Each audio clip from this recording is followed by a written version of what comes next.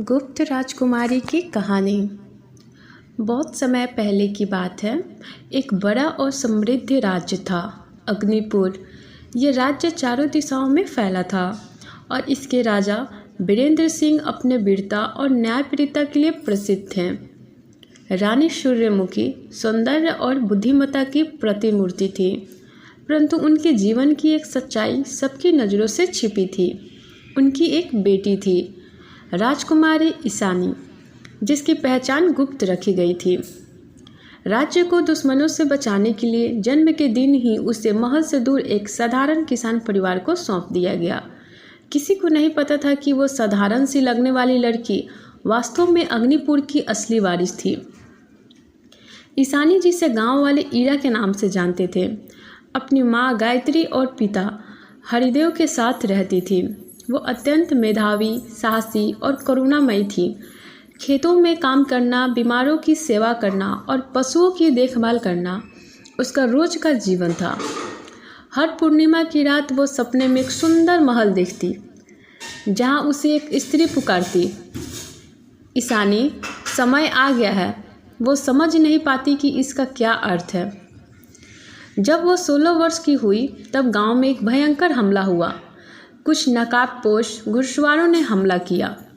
ईरा ने साहस दिखाते हुए गांव वालों को संगठित किया और हमलावरों को भगाया।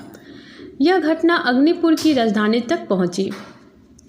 राजा वीरेंद्र को जब ईरा के साहस और समझदारी की बातें बताई गई तो उन्हें अपनी बेटी की याद आ गई। वे जानते थे कि अब समय आ गया है कि गुप्त राजकुमारी की सच्चाई सबके सामने लाई जाए। परंतु इससे पहले कि वे कुछ कर पाते, दुश्मन राज्य कालगढ़ के जासूसों को इस रहस्य की भनक लग गई। कालगढ़ का राजा विक्रम एक क्रूर और लोभी शासक था। जब उसे पता चला कि अग्निपुर की वारिस जीवित है, उसने उसे मारने की योजना बनाई। उधर महल से रानी सूर्यमुखी ने अपने पुराने भरोसेमंद रक्षक सेनापति अर्जुन को ईरा को लाने भेजा। अर्जुन गांव पहुंचा और ईरा को उसके असली जन्म की सच्चाई बताई। पहले तो ईरा हैरान रह गई, पर गायत्री और हरिदेव ने सब कुछ बताया। कैसे वे उसे गोद लेकर पाले और कितने बार उसी का राजसी चेहरा उन्हें उसकी असली पहचान का एहसास कराता था। ईरा उर्फ ईशानी अर्जुन के साथ महल के लिए रवाना हुई। रास्ते में कई बार कालगढ़ के सैनिकों ने उन पर हमला किया, परंतु ईशानी ने अपनी बुद्धिमत्ता और अर्जुन की वीरता से हर बात उन्हें मात दी। जब वो महल पहुंची, पूरा राज्य उसे देखने के लिए उमड़ पड़ा। राजा रानी ने उसे गले लगाया और उसका भव्य स्वागत हुआ।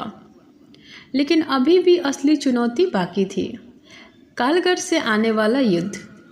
राजा विक्रम ने अग्निपुर को चेतावनी दी, या तो ईशानी को सौंप दो या युद्ध के लिए तैयार हो जाओ। राजा वीरेंद्र ने इनकार कर दिया। ईशानी ने सभा में खड़े होकर कहा, मैं युद्ध से नहीं डरती। मैं अपने राज्य के लिए लड़ूंगी, चाहे मुझे तलवार उठानी पड़े या युक्ति से दुश्मन को हराना पड़े। उसने अपनी योजना बताई। वो एक गुप्त मार्ग से कालगढ़ जाएगी और वहां जाकर राजा विक्रम की कमजोरियों को जानेगी। सबको उसकी योजना पर संदेह हुआ, लेकिन उसके आत्मविश्वास के आगे सभी ने हामी भर दी। ईशानी साधारण वेश में कालगढ़ पहुंची और वहां की एक दरबारी बन गई। उसने देखा कि वहां की जनता विक्रम के अत्याचारों से त्रस्त है। उसने धीरे धीरे वहां के लोगों को संगठित करना शुरू किया, उन्हें न्याय और स्वतंत्रता का सपना दिखाया। उसने विक्रम की सेना का एक सेनापति रुद्रसेन को अपने पक्ष में किया, जो अंदर से अत्याचारों से थक चुका था। एक दिन ईशानी ने कालगढ़ के महल के पास एक सभा की, जहां उसने पहली बार जनता को बताया कि वो अग्निपुर की असली राजकुमारी है। उसकी बातें सुनकर जनता में जोश भर गया। रुद्रसेन के नेतृत्व में सेना एक बड़ा भाग भी उसके साथ हो गया। ईशानी ने विक्रम के खिलाफ मोर्चा खोल दिया। कालगढ़ और अग्निपुर की सेनाएं आमने सामने थीं। ईशानी स्वयं युद्ध भूमि में उतरी। उसने विक्रम को ललकारा और एक जोरदार युद्ध हुआ। अंततः ईशानी ने विक्रम को हराया और कालगढ़ के लोगों को आज़ादी दी। उसने कालगढ़ के प्रशासन को वहाँ की जनता के हाथ सौंपा और अग्निपुर लौट आई।